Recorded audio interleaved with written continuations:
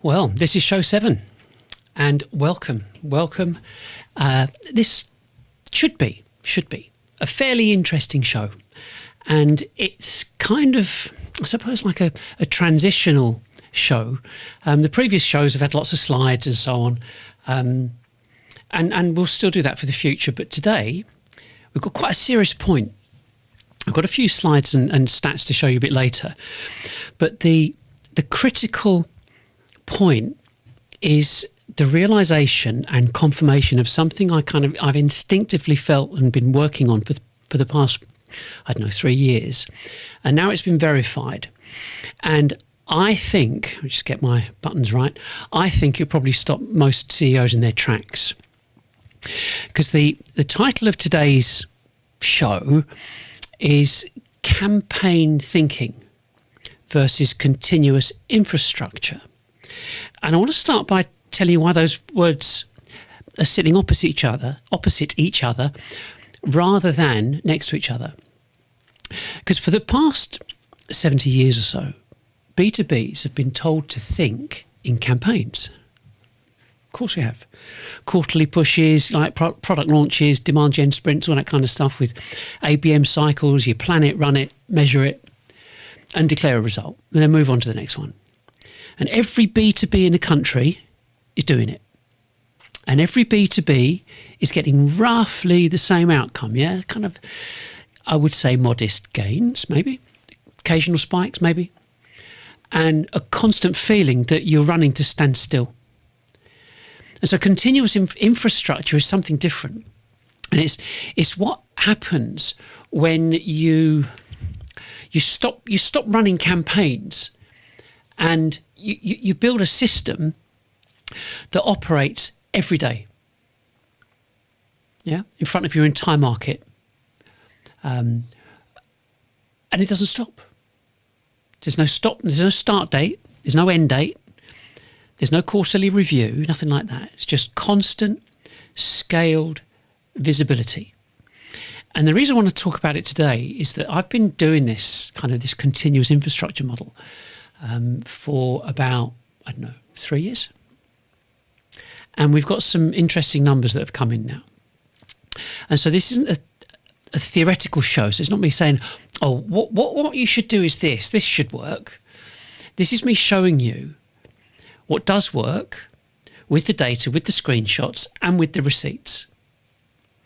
And then at the end, I'm going to tell you what most B2B advisors won't, which is if you keep following the herd is going to take you off a cliff. And that there most definitely is another way. And if you don't know already, my name's Nigel Main. I spent 40 years in direct B2B sales and marketing. I run Sales Exchange, and I'm going to walk you through exactly why campaign thinking has been a structural mistake, and what this continuous infrastructure looks like in practice, and why the proof for all of it is actually sitting on my own LinkedIn account, my own download data, and Google's own AI. So let's just get into it at the end of the day. And like I said before with the different the shows before, they were kind of, I suppose, really quite slide driven. Here we've got a couple of cameras, which is I'm not going to do all the switching throughout this because it takes me off track and so on. But the bottom line is that bit on the tech side, 2 cameras, both recording independently, and when I do the video and I do the editing later, I'll be able to cut between 2 cameras. So that's it. That's how it's going to work. But the reality is that your market does not know you exist. It's a fact. And it's a serious point because it really, really matters. Because you and I, we think about our businesses, 24/7? The market doesn't. And if they did know you existed, per se, what percentage do you think you're connecting with on a regular basis? See, most businesses attempt to get in front of a prospect, or try and achieve that one prospect at a time with BDRs, SDRs, telesales. One call, one click, one ad. But the bottom line is you selected the product. You selected your market. No one else did. It's like you and I, we chose this life. Yeah, the market didn't choose us, didn't choose you. So the bottom line is we're kind of setting the scene here, and so it's like time to go back on the attack. And so the question is, how much of your total addressable market do you actually reach? And the critical problem for most businesses is that we simply can't weather the storm, any storm. Our exposure and our effort happens one company at a time, one prospect at a time, one call at a time, one pay-per-click, one advert at a time. And it's absolute madness. I mean, when you think of all the technology we've got right at our fingertips. And here's the best way to put it, really. You're the entrepreneur, not the marketing department. And you've got to think about that. And the fact that the same resources and the same mechanisms keep getting used year after year points to zero creativity, zero effort, and people just going through the motions month in, month out. That's it. And this is the point where I had to stop and realise, oh crap, what have we been doing? Because there's a structural failure in this B2B model we've got. But the first thing is you've got to be aware that it's not all doom and gloom, because everything can change and quite spectacularly. But before that, you've got to understand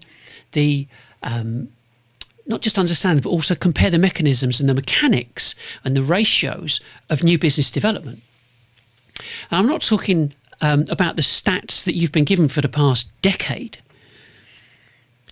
Because as CEOs, we have got to challenge it. Yeah? It just makes sense. You have to know it for yourself. And then once you do know what's going on, exactly what's happening, you go, well, what if? But I'm not going to talk about like blue sky thinking or 50,000 foot helicopter view. I'm saying, imagine if your business really did start to fly. I know there's a bit of a pun there, but what if it really did kick off? And if you do challenge everything, the outcome is going to be a thriving and secure company, achieving greater success than you've ever experienced before. Or you can say, no, it's all valid. No, we want to stay as we are. Everyone's comfortable with the status quo. My team are happy for me to carry the can. And if, like the 85,000 businesses that went bust in the past 12 months, you lose everything, your entire team will walk away into new jobs, and you probably won't. I mean, if you... I know it's a bit intense, yeah. But if we look at this, you look at the technology curve. That's what keeps happening in terms of technology. Yeah. And you might think, well, what Nigel's going to start going into is some kind of technology adoption and what have you. Nope. Yeah, the whole curve is all about early adopters, late majority, all that kind of thing. It's not about that. And it's not about buying the same technology that's been around or just dressed up differently. This is about a fundamental change, how we as B2Bs approach and generate new business to properly thrive, not just survive. Yeah, and that's what the problem is. Everyone's in survival mode. And so the system or systems that we were sold, yeah, it's quite easy to see how us B2Bs have been conditioned. This is where it starts getting interesting, I think, because we have to think how we as B2Bs present ourselves to our markets. If we look back over the past few decades, it's possible to chart exactly what we have been told or how we've been told to sell, not just market our business, but all of it. I mean, every step of the way, B2Bs have been led, misled, cajoled, intimidated, and virtually ridiculed into buying into the whole MarTech machine, this whole ecosystem. A while ago, I've got another slide up here. Let me just go into Did I put it in here? I think I did. The Hall of Fame, yeah? 30,000 MarTech platforms. A while ago, there was this study done. There were 30-odd thousand MarTech platforms or software platforms around, yeah? In terms of SaaS. And of those 30,000, half of them were MarTech. Wonder why that is. And that was before the whole AI explosion. And so when you look at this, if you look on top of that kind of, let's go back to there. On top of all that, if you look at, there are universities, university degrees, diplomas, YouTube channels, podcasts, and websites by the million, and every one of them, whether they're saying exactly the same thing or not, no one asks why. The fact that they are saying the same thing all the time.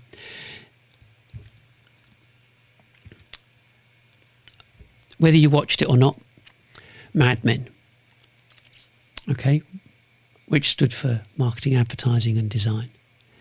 So consumer marketing, it's got its own TV series, films like Mel Gibson and Holly Hunter, and What Women Want. Every show, every series, every podcast about marketing reinforces the imposed and expected narrative. And that's what you're expected to do. And people in the marketing software companies engage with and court the employees in the companies who are called CMOs, Chief Marketing Officers, and their respective marketing teams. And those marketers, in turn, communicate and advise CEOs, who then agree to part with large sums of money to keep the marketing machine going. It's true. All under the assumption that they, as the marketers, are being told the truth, and that the strategies and tactics are all verifiable. Yeah, they can all be proven. But here's a $60,000 question: verifiable to whom? And this is kind of the latest research reveals that business marketing, pretty much every business marketing organisation, has got marketing automation. They've got the same software, different manufacturers, but ostensibly every business is the same.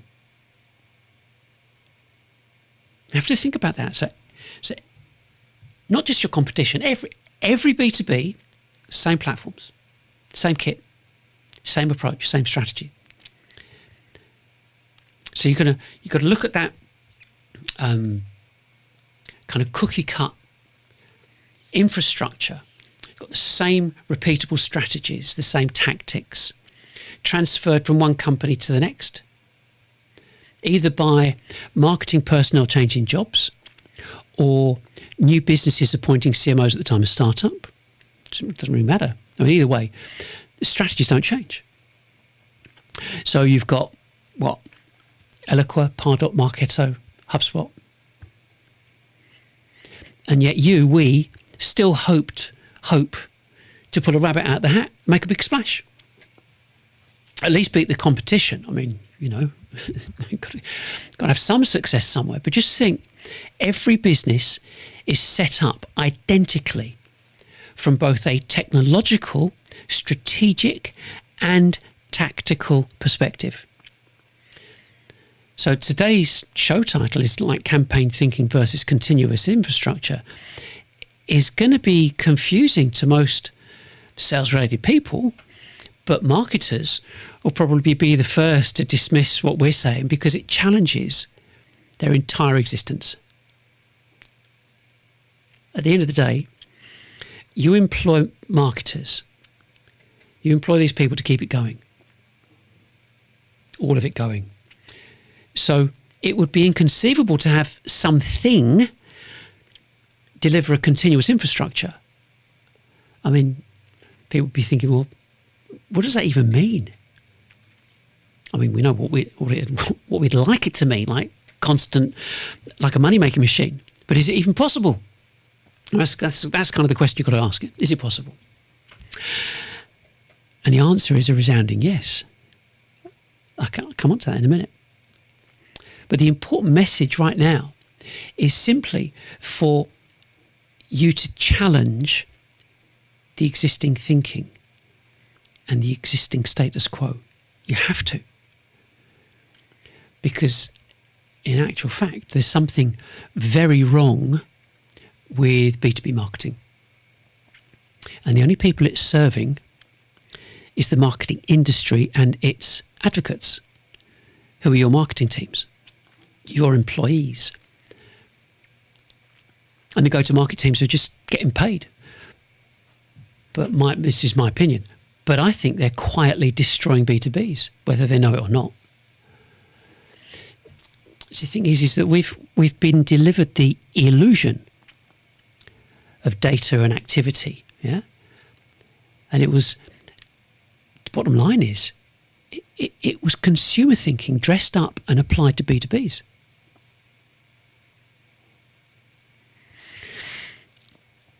We've all understood, right, that social media is a big part of the business, the whole business marketing lineup, yeah? And there are a variety of people who profess to know what the best strategies are. And a lot of those people, those marketers, will die on that hill defending what the supposed good and the great tell them. But what should you really do? If they're wrong, what should you do? And this is where it gets really interesting. Because recently, with, of course, the help of AI agents and ChatGPT and Claude and so on, I've been doing some research and can confirm that social media platforms post statistics, and while stating or mentioning B2B in all their descriptions and so on, they're consumer statistics. So firstly, I'm talking about the recommended times to post and the response rates. And even with ChatGPT's agreed, well, actually, they kind of seem more like a punt or a guess. So you've got to start, you've got to question it. So after kind of initially researching like the most kind of the popular brands and the SaaS blogs and combined and so on. So initially, when I first started doing this, I said, what should we do? What should we be doing as a business, you know, when we were using social media and so on?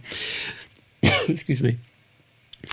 And he said, okay, well, what you need to do is here's the perfect sanitized structure, which is the 5 posts per day, and that was optimal. But did you know that LinkedIn allows one profile to post up to 20 times a day? So that's 5 posts versus 20, which is interesting. Because at this point, this is when I pushed back to GPT, and it had to agree that there were no hard and fast stats specifically for B2B. I'll come back to that in a minute. So we're kind of looking at these, I suppose, traditional methods, how we're all conditioned to generate new business. And I'm talking about like the futility of cold calling and the failure rate or success rate, depends which way you want to look at it, which is like 300 to 1 in finding someone that's just interested. And so we absolutely know that trying to phone someone throughout the day is hit and miss. And 300 to 1 proves that. Because the person you want to speak to, if they don't pick up, they're on holiday, gone to the loo, in a meeting, busy, making coffee, doing anything other than answering the phone. And I think at the end of the day, if the gatekeeper doesn't get rid of you, the person you want to speak to will. I need to have a quick drink. But the odds of cold calling are just abysmal. And everybody knows it.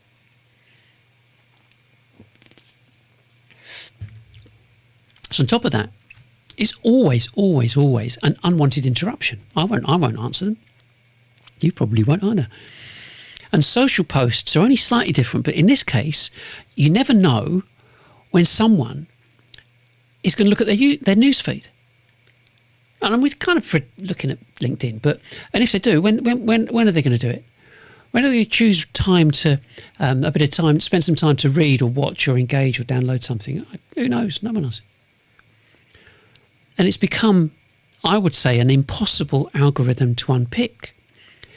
Not because of the technical complexity, but because everyone, every person, every business scenario, every day, there's a reason for doing something, and whatever it is. But how do you define it? Because everything and everyone's different. I mean, email's another factor in this kind of whole confusion. I can only say from our own experience, we as you probably guessed, we only focus on CEOs and leaders, and our opening click rate bears no resemblance to the statistics we see from every major service provider. And as is massively high, thank goodness. I mean, what can we say? Thank goodness. We don't pester people, but we when we send them out, we're 60-70% open rate. It's great. I'm thinking, well, that's okay. And the likes of GPT are going, whoa, wait a second, that's really spectacular. And then there's the blogs. All these really well-known people, like Neil Patel, Gary Vee, Seth Godin, who incidentally was credited with the eruption of email spam back in the day. But pretty much everything and everyone we read, see, hear is all based on consumer statistics. So it's like, what's going on here? I mean, there's this disconnect between the reality and expectation. The bottom line, sales knows it's a problem. They've always known it's a problem. Marketing don't. I mean, it might be a lot to take in, but I'm kind of throwing a load of stuff at you at the moment. But if you look at the investment industry, so we've got Dragon's Dens in the UK, and in the US there's Shark Tank. And unless you picked up on it, they're both focused on consumers. So if you look at the statistics for businesses who attract investment, so 40% fail. 80% fail to achieve their own targets, and I say 95% of the businesses fail to achieve an ROI for the investors. And this week I saw a post by Richard Farley, who was an ex-Dragon, 2000, I think, sort of 20 years ago, give or take. And he invested in Pret-a-Porter, the fashion company. And he said that they were one of 2 companies out of 120 that achieved what they set out to achieve. So mine, like 95% or 5% ROI for investors, is kind of being a bit generous. Wrong? Doesn't matter. But looking at Shark Tank and Dragon's Den, they present this kind of constant expectation of instant success and instant answers. So it's pretty much like genie in the lamp business growth. It's just this kind of expectation. And I think while there are definitely certain benefits for investors and so on, we're talking about the influences. Yeah, the media pursues the B2C environment, and if the marketing strategies and tactics are being pushed and promoted by the MarTech SaaS businesses and their advocates, so the marketing employees and the CMOs and so on, and they're all talking about applying the same approach, so it makes complete sense that, going back to the investment industry, the majority of investors will see or expect to see the same infrastructures within all the businesses that they invest in. So it's a very skewed view of what's going on, and if every business gets tarred with the same brush. Hollywood, podcast, TV, to the mass, to all the investors, according to them, we're all the same. I was told a while ago that if you wanted to get traction on a B2B product, you should give it away for free. It's fine for a consumer product, for a pair of trainers or something, but it's not so easy for a B2B product that could cost thousands in terms of the product itself, or even just the installation or support costs. But I mean, at the end of the day, there's going to be a difference for the investors too. But not all of them understand B2B. Most do B2C because it's so popular, and it's like at the bottom of that pyramid. That's where most of the people are. But when this environment is looked at as a whole, though, there's massive disconnect. B2B has followed B2C strategies and tactics, and no one seems to have challenged them. And I know for a fact, all salespeople have always known something was off. They've always known that from their own personal experience of finding a prospect, arranging the meeting, doing the demonstration, presentation, close, absolutely bore no resemblance to the hopeful, it's the best way to put it, kind of planned marketing activity from their respective marketing departments. And so it's little wonder that there's this friction between sales and marketing teams. I say teams. Can't call them teams. They're not on the same side. And it's, to me, just marketing simply working in an environment that most people recognise, from whether it's Dragon's Den or television or whatever. So employees, board directors, investors and so on, it just seems to be this big disconnect when it comes to B2B. So if we've all been influenced by film, TV, podcast, YouTube and all types of social media and all their platforms, it's absolutely little wonder that B2Bs find it tough. Or they just keep doing the same as they did 50 years ago. And its bottom line is they're not being given the full picture. They've been given the wrong statistics. So let's face it, it's not a secret. Every B2B experiences low sales and constantly desires to be super successful. But we're not selling consumer products in a shop or online. We have to go out and find a business. We have to be the catalyst to instigate new relationships. But the tragedy is, like I said, the information and data B2Bs have been given is wrong.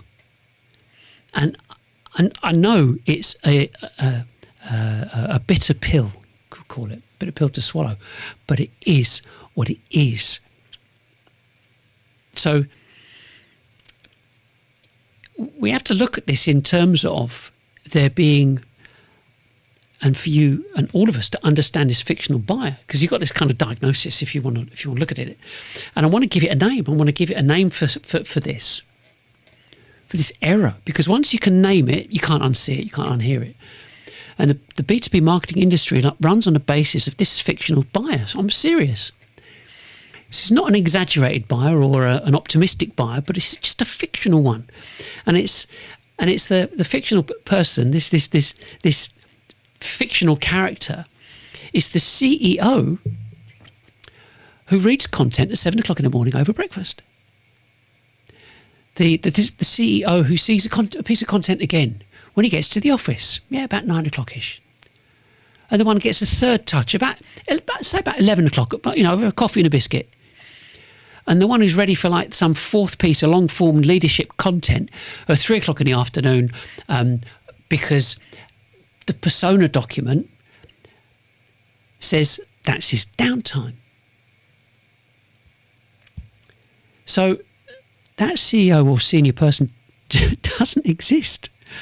I've done this for 40 years. Doing it and talking to CEOs, I'll tell you, they don't exist. The real CEOs are like firefighting at 11 o'clock. They're in taxis between meetings, or in a board meeting prep that's overrun or something. And if it's not any of that, they're dealing with some kind of customer escalation problem or whatever.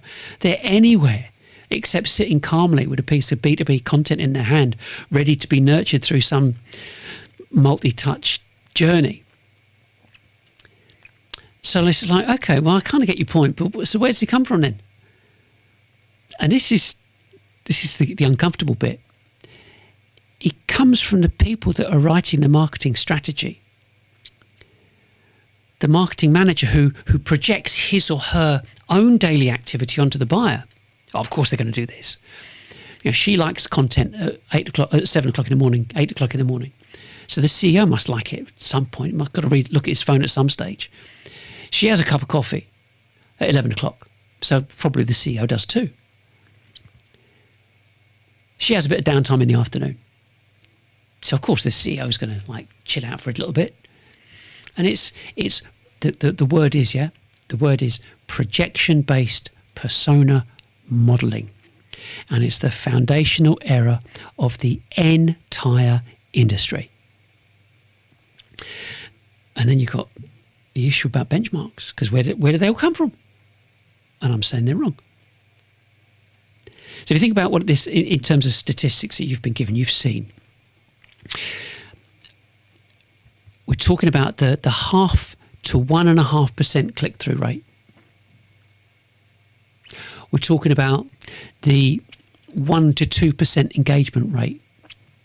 Oh, and also the best time to post is Tuesday, 10 o'clock. You must have heard that one. And all of these numbers are aggregated from billions of pieces of content built for the fictional buyer, broadcast at the times the fictional buyer was supposed to be paying attention, and then measured against an audience of real CEOs who are doing something completely different. So the benchmarks, they don't describe how B2B buyers behave. They describe what's happening in an industry, or in an industry that talks about and talks to buyers that don't even exist. 1% engagement rate is not a B2B norm, but it's the rate at which real CEOs accidentally bump into content built for someone else. And it's also got, I mean, you've seen this, everyone's seen it now, it's got worse because of AI. And I use it all the time. So it's not about one thing or another. I'm saying, if you look at stuff on LinkedIn, marketers using Claude, ChatGPT, all the different SEO platforms and distribution schedulers, all to produce, one post a day, 30 posts a month, and they're calling it consistency. They're saying, oh, look at this proper productivity. The engagement rate's still 1%. Because the audience hasn't changed. It's a problem. All AI has done is automate the production of content aimed at the fictional buyer. And a fictional buyer is still fictional, no matter which way you put it. But the output at the kind of the generation cost, the output cost, that might have dropped. Volume's gone up, big deal.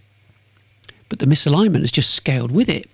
So the industry now is producing more content for a buyer that doesn't exist. More so now than ever in history. And that's called progress.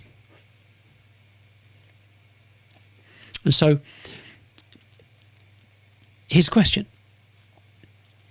If the buyer your marketing is built for doesn't exist, who are you marketing to? Period. And if engagement rate is about 1%, is that actually a sign of a difficult market? Or is it a sign that you're not actually talking to anyone in particular? Because the alternative I'm going to show you, and this in this kind of next segment, call it a segment, is built for the buyers that do exist. The ones who want to learn anonymously and decide privately, and the ones who show up when they're ready, not at 7, 11, 3 o'clock in the afternoon, but they show up when they're ready. And when you construct your marketing around buyers like that, the numbers completely different. Completely different. The important thing now is setting the scene. And when I say setting this in, I'm talking about, you have to bear with me on this, because some of this stuff is quite fresh to me, because it was like war. And that's why I did a slightly different, wanted to do a slightly different presentation and be kind of much more direct, instead of, I can do this and put this up and change this and all these type of things. But I just wanted to communicate this without getting distracted from all the other stuff. Proof. You want proof. So I've just told you that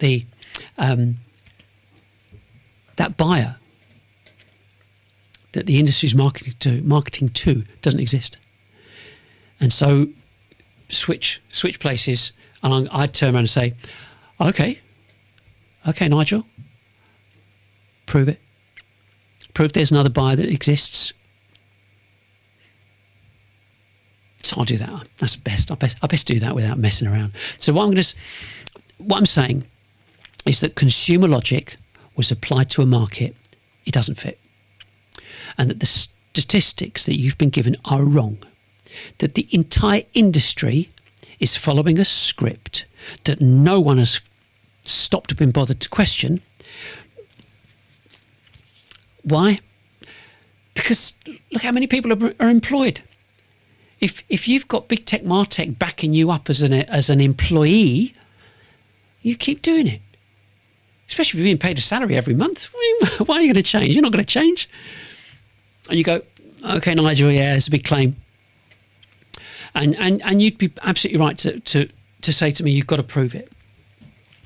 So here's the thing. For the past 3 years,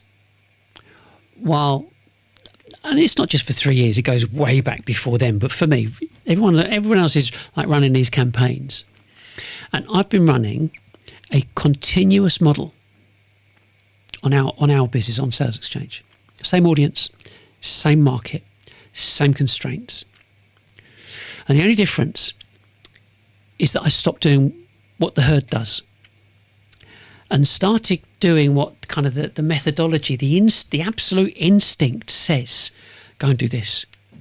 I don't get this. Because the point of this is that having run a businesses, different tech businesses, doing it the old school way, moving into the more modern data-driven stuff, I got to the point 10 years ago or so. This is nonsense. I don't believe you. I don't believe what marketing people are saying. I can't believe. I refuse to believe it. It doesn't make sense. It just does not make sense to me. So what do you do? You don't just go and berate everybody that you come into contact with. Okay, then prove it. Do it yourself. So I did it myself. And that's where this is coming from. So it's not coming from, well, you've never run a company, you've never employed anybody, and so on. It's like I had 40 people max, but even then, with all the stuff that happens to us as CEOs, we have family grief, we have health grief, we have life grief, literally. So my daughter died, I had a quadruple bypass and got divorced. Yeah, so I've got some T-shirts here. And so the point is looking at this and going, okay, so what have you got then? Yeah. So let me go. I'm just going to get the right one up, because I changed the sequence of my slides and I messed it up. Where is it? Where's my LinkedIn? I've put my glasses on first. I think I found it. Here we go. So the slide I'm putting up for those of you that are listening to this on a podcast, I was doing some analysis on Claude, and I said, what do you think about these figures? And it went, oh, they're really good, but it's only for a month. You'd need more information than that. I went, oh, okay. So then I posted up this one, which was 3 months.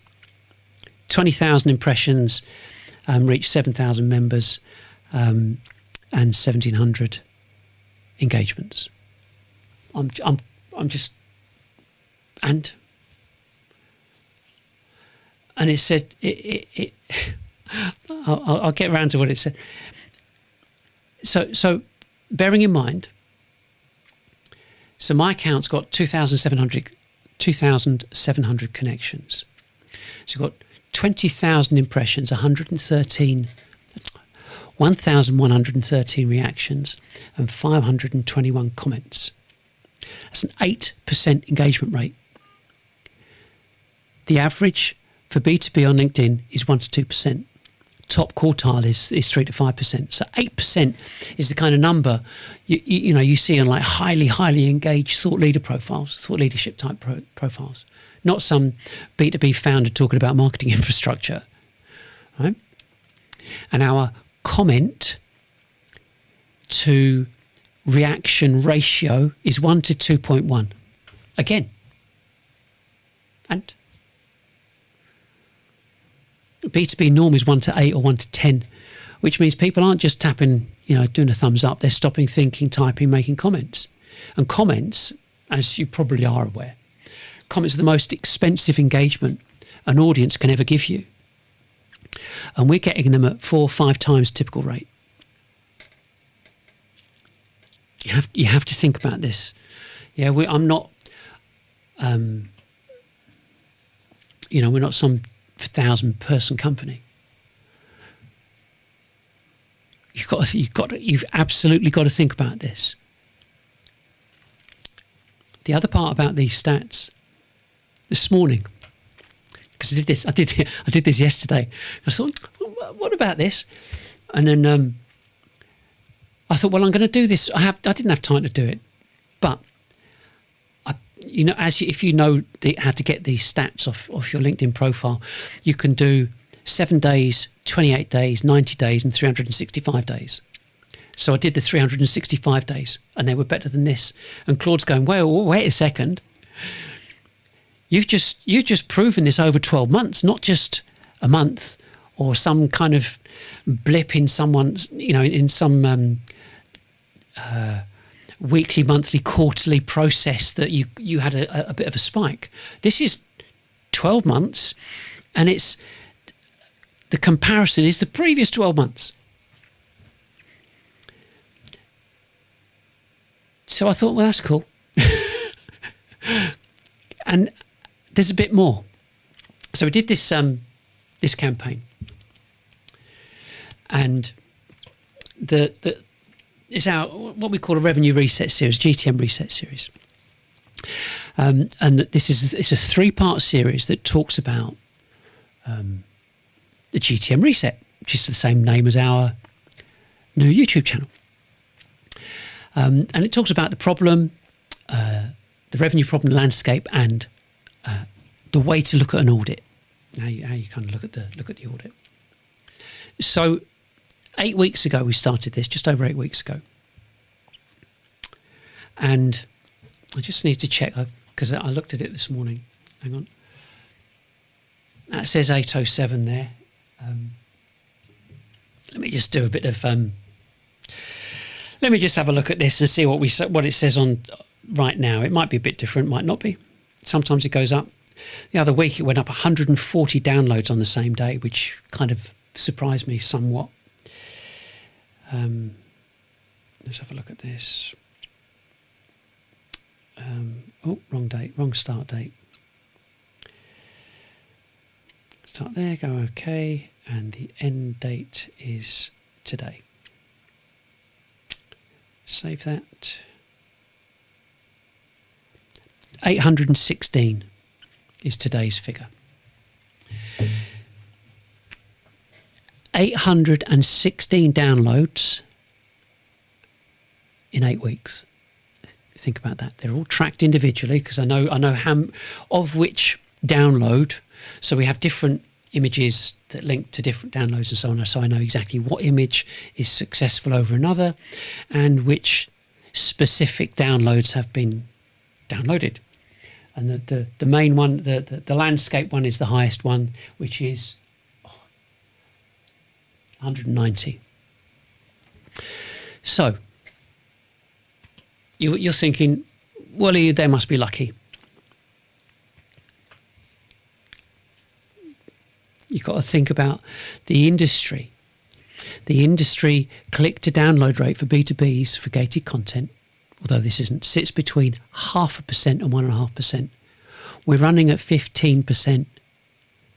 That's like 10 to 20 times the benchmark. And this isn't a one-off campaign. Like I said, the system that's delivering this, I've had running for 3 years. And the way that we've structured this is that we've got 8 tracks. Each track has got 30 posts. So it's 240 unique post variants because we use a continuous rotation, and it's generated through a Python pipeline that ensures every post is fresh enough to defeat, if you want to call it that, LinkedIn's duplicate content suppression. That made sense. It's just lots of different stuff going out being generated without having to do it manually. So we're posting like 20 times a day, every day for 3 years. That is what continuous infrastructure looks like. It's not a campaign. It's not some kind of sprint or some fluke process. It's just a system. When I'm asleep. And I just want to add this in because I did this morning because I didn't, I'm kind of thinking, oh, okay, well, Claude's kind of a bit surprised with this. So when I do a live show, and it's for 2 reasons. The first reason is to show up. Business is all about showing up. And so you've got to keep showing up. Otherwise people forget about you, right? We confirmed that earlier. So you've got to keep showing up. Also, it demonstrates, maybe 3 things. It kind of demonstrates it's not just showing up, it shows the ability, authenticity, vulnerability, just being real to a potential audience, to a prospective audience. And then there's the delivery of the actual information, because it does change. Of course it changes. It changes in every industry all the time. And we're covering new ground, so it's challenging because you've got to write it up and think about it and understand what you're going to do in the first place. So I take these live shows and then I convert them to a video and put them on our the GTM Reset YouTube channel. And then I clip them up. You might have seen Stephen Bartlett do this, and lots of people do this. So the salient points, good bits. So I highlight those salient points. And at the moment, we've only got the clips going from the first 5 shows, and they're being output on LinkedIn. I haven't processed them properly through YouTube yet. But the important thing is, I'm extracting shorts, okay? And I started the shorts a month ago. We've got 2, there's small channels, tiny channels. I mean, there's only 100 no, not even that. There's like 40, 50 people connected to Sales Exchange. Admittedly, I've got some more. They're more on Nigel Main, and 3 on the GTM Reset. So 1 month. Let's get this right. 1 month, 2 small channels, and 2 weeks with an even smaller channel. I've had 18,000 views, which equates to 38.5 hours watch time. And you probably are aware that anything that you do on YouTube is compound, so it grows over time. So we're a new business development, business advisor, infrastructure company.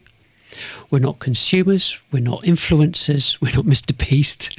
But you can see where this is going. We're talking SME to SME, or you could be enterprise, doesn't matter, but what visibility are you getting on a weekly basis? That's an average of people spending like 7 minutes looking at what I'm talking about. And it's like, I am scratching my head here, honestly. So then there's Google. And you'll be thinking, oh, well, because you must have it sussed on Google too. No. No, it's kind of more interesting than that. I want to do, I go incognito. So you understand about incognito. So Claude says to me, okay, well, look at incognito, see what it's got to say. So it surprised me, and it actually surprised Claude too. So on instruction, I went into a incognito window on Google and Chrome and typed B2B operating system into Google. And what's on the screen now is Google's AI with an overview, defining the entire category, citing Sales Exchange 13 times. We've got 2 side panels of Sales Exchange assets. First organic position, 2 out of 4 featured videos, and there are paid ads on there from SalesLoft, Infor, Monday.com and Sage, appearing next to our organic result. So these established companies are paying Google to appear on a category that we seem to be, according to the vocabulary, that we're dominating. And we built that completely for free. And Google is, this is the special bit. Google is using our own product modules that we've got, like SX Reach, SX Live, SX Connect and Ops, as the generic vocabulary for this category. And you can't pay. I didn't pay for it. You can't pay for it. We don't run an SEO agency or anything like that. We don't chase backlinks or all that kind of stuff. I just kept our infrastructure running for 3 years and maintained our own website content generation. And at some point during this, they've made it the canonical source, the definitive source. So there you have it. So, you campaigns rent attention. Doing campaigns, you just rent attention. But if you've got infrastructure, you own it. So you go, okay, so what should we do? What should we do? Come on. I'm not saying that we've got all the answers, because we haven't. But I am doing something about it, and even just not following everybody else, is a good place to start. But at the end of the day, I've been analysing this for years. We're testing kind of different angles, different tech, different behavioural responses to to businesses and from businesses, and looking at, you could say, like ideal strategies that would suit prospects. In other words, the CEOs and buyers that we all want to sell to. You could say it's quite easy, because it's me just thinking, okay, well, keep looking inwards. You've got to look inwards and understand what you're doing, why you're doing it. Why do I like something? Why do I not like something? What would I do in this kind of situation? What do I like and dislike? What's my reaction? Because the only reason anybody looks at something for our business is to determine if there's going to be a definitive ROI. And if there isn't an ROI, get lost. I'm busy. I'm not interested. As you can see, like the typical campaign thinking is predicated on the consumer market. And technology and pretty much every historic strategy has always been thought of as being reasonably accurate. So the inference is that any kind of failure must be, it's got to be the market. Or it's actually your product is rubbish. Or it's sales related. It's never the strategy. That's it. It's just never the strategy. Nobody ever looks there. And it's about repetition, scale and control.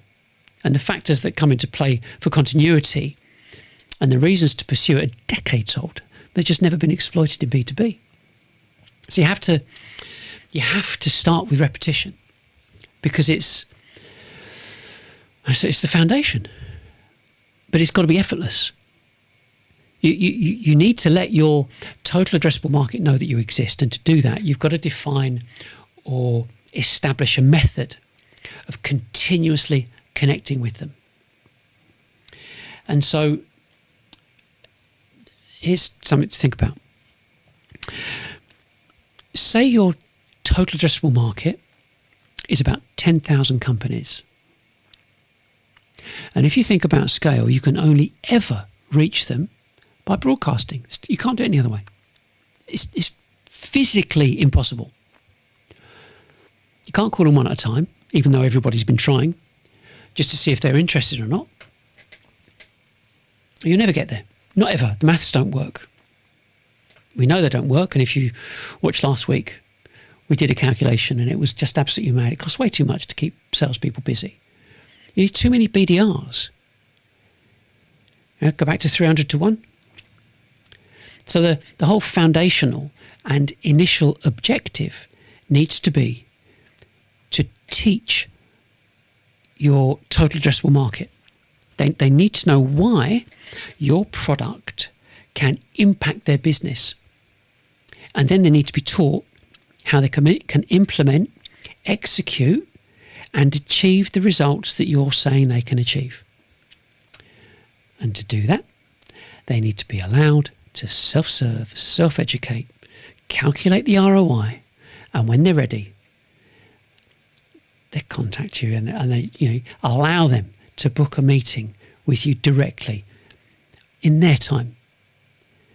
Because if they can't learn anonymously, the buyers, and you know this yourself, it's just that ambivalence creeps in when anyone tries to engage with them, especially if they can learn from someone else and they've been pestered by salespeople. And this way, if you've provided open access content, by the time they contact you, I can't say this enough, they already know, like, and trust you. All you need to be concerned with is, because they're maintaining the same professionalism that they experienced when they first saw your website, saw you online, video or live or whatever. Because we're looking at this continuous infrastructure from an operational perspective. So all you need to do is orchestrate the influx of appointments. And as long as you can route them to the salespeople wherever they are, could be nationally or anywhere in the world really, but based upon their availability and technical ability and so on. But the critical point is to grasp this change. Before we try to contact our total addressable market one at a time, you need to be in a position to be able to communicate with them at scale every week. You've got to, because it could be, if you think about it, you could reach 10, hundreds, thousands. Who knows? Who cares? It's not something to worry about, because if you've got this continuous repetition, you have a continuous repetitive industry infrastructure, and you're constantly seen every day. You're able to educate every day.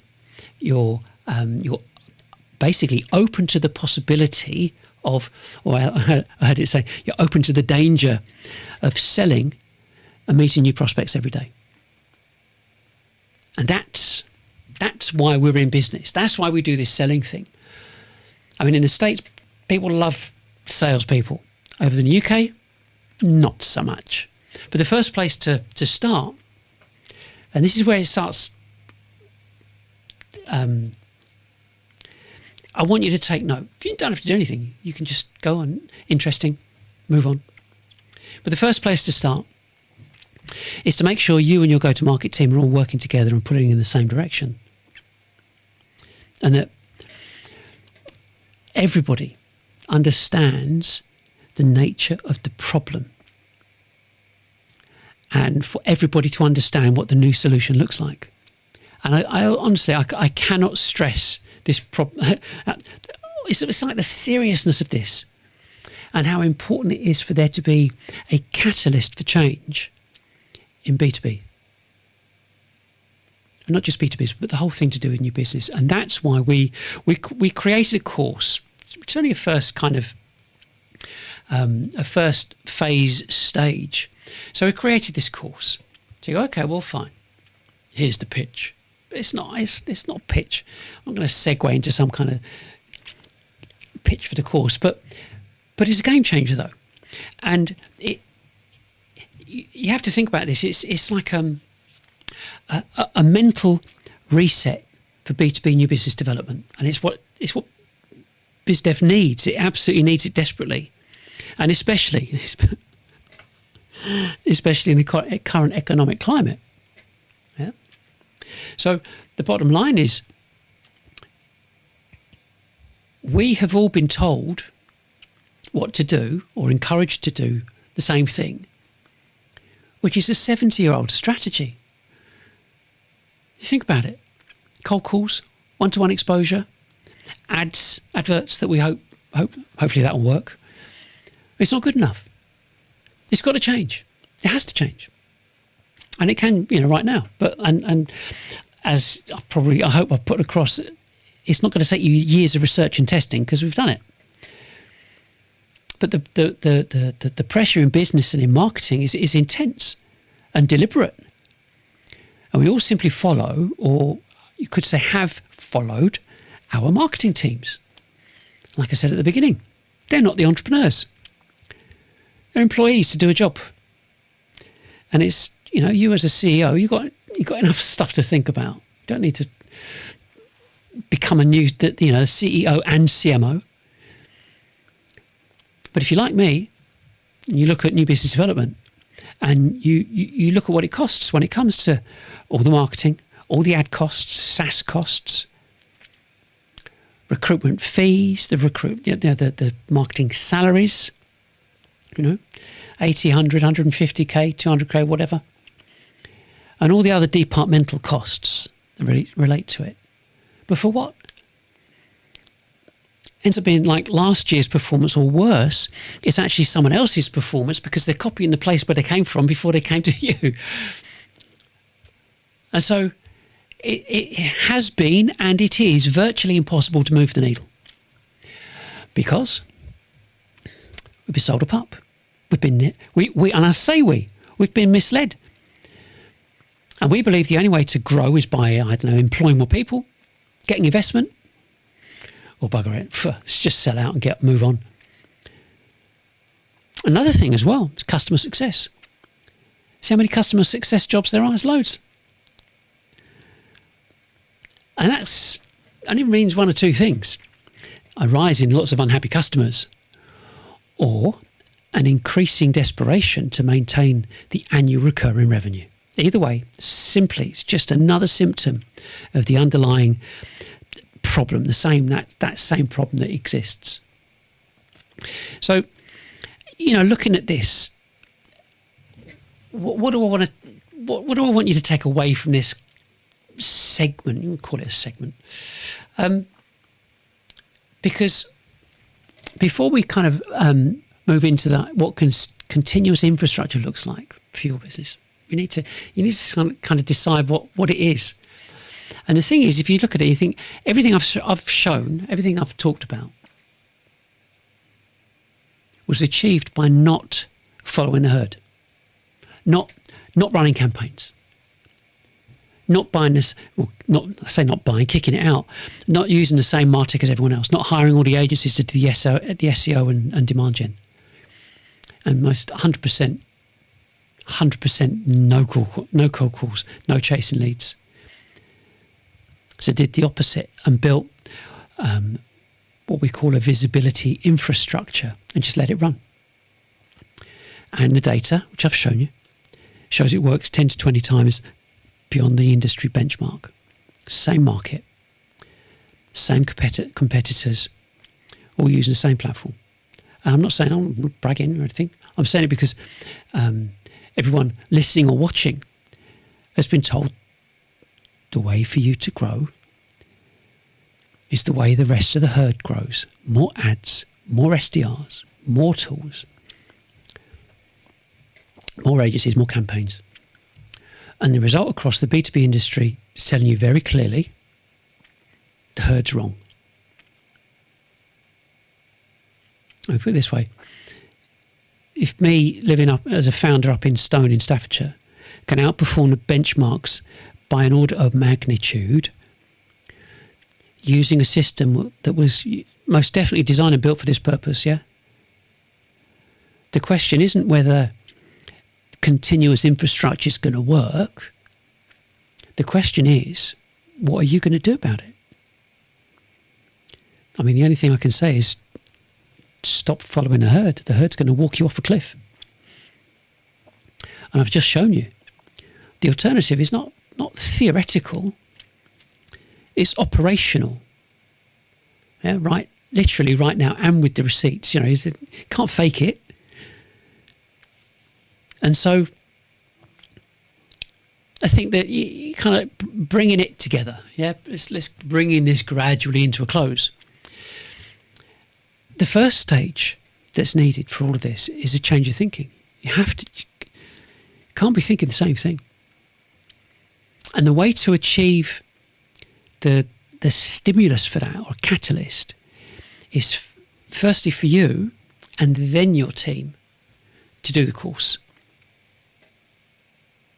It's a 30-hour CPD program, certified program, and it's the only barrier between continuing on your current path or changing your trajectory.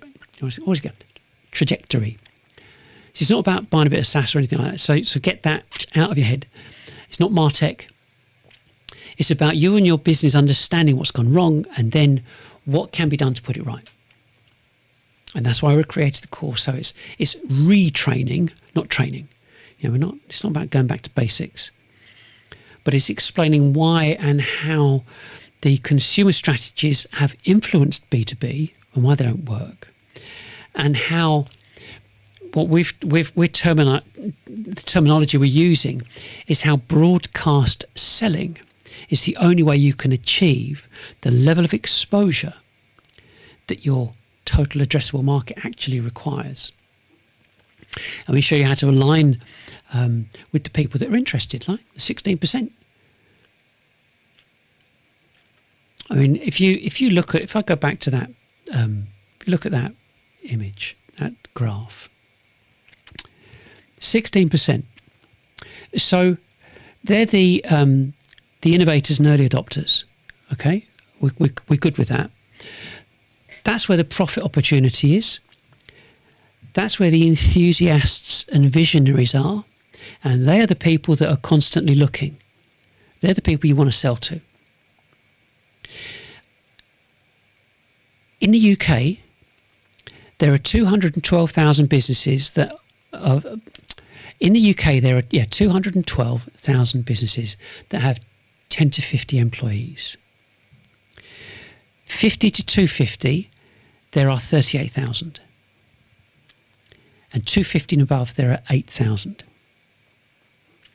So somewhere in that lot is your total addressable market, who you choose to sell to. Yeah. So you have your product and you've chosen to sell this product to this group of people.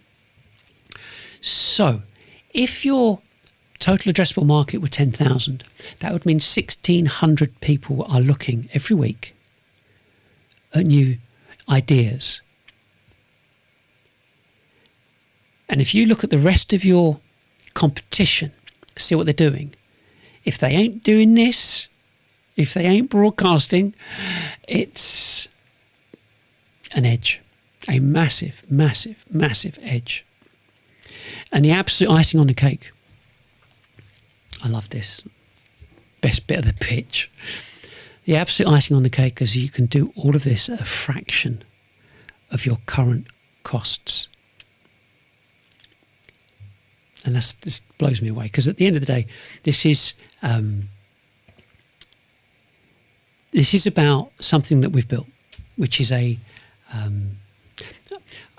got these buttons that I press here, and I wear glasses and I don't wear glasses. But anyway, that's what the whole ecosystem looks like.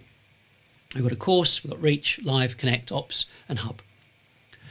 I'm not going to go into all of these, but because there's other live shows and podcasts you can listen to, and you can look at it on our website. But the bottom line is it's a complete infrastructure built for B2Bs. So it's a broadcast selling infrastructure, and it is designed to give buyers what they want, instead of giving MarTech vendors more of the same.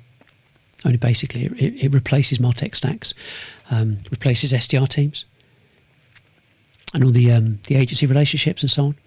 So you've got a single installed infrastructure. When I think about it now, I mean, it's definitely, I wish I had it 40 years ago. I wouldn't be talking to you. I'd be on my yacht or on my island somewhere. But at the end of the day, as a dyed in the wool salesperson, I see this as the most impactful strategy and infrastructure that exists. And until the course and the operating system existed, well, I mean, it'd be probably accurate to say there wasn't any alternative to, like, the marketing automation, the demand gen, lead gen, AB and pay-per-click, cold calling, followed up with cold calling. Yeah. And we're not even going to talk about, there's no point even talking about the scrape and spam. You know, even, you know, as much as I like Claude and this, that and the other, that process is amplifying an already flawed process. But now you've got an alternative. I mean, it's a different methodology, specifically for new business development. And it's based on how buyers and CEOs like you and me actually buy. That's what we do. And it's not about how marketing or MarTech would like to think that we buy. Yeah. So really, the next move's yours. We practice what we preach. We never cold call. We never will. And we broadcast, and we make everything we do available via open access. So the message really is learn first, not just you, but your team, and then see the change. Then see the enthusiasm. And then you'll understand why this approach is right, how and why it reduces costs all round, and most importantly, how it flips profitability. And if and when you're ready, so are we. Always ready. So that's it. That's it for this one. I hope it made sense. I've put links in the description for the PDF downloads if you haven't already got hold of them. And there's a link in the description to have a look at the course website, see what you think. And there's also a sample training video for you to check it out too. It's making the effort to look at something different, that's all. And if you've got any questions, don't be shy. You can leave a message in the comments. Contact me or us directly on LinkedIn or via our website page, contact page. There's also an 0800 number on there, so you can email us, phone us. We're accessible, we're open. Yeah, that's the whole point of this. And that's it. Have a great weekend. I know it's Thursday, but have a great weekend. It's bank holiday weekend on Monday, so in the UK we've got a long weekend to look forward to. So have a good one, and I'll be back next week. New show, different show. See what we've got planned for next week. Anyway, that's it from me. Bye for now. If this changed how you think about GTM, you're just getting started. Explore the full Revenue Reset series and join us live next week.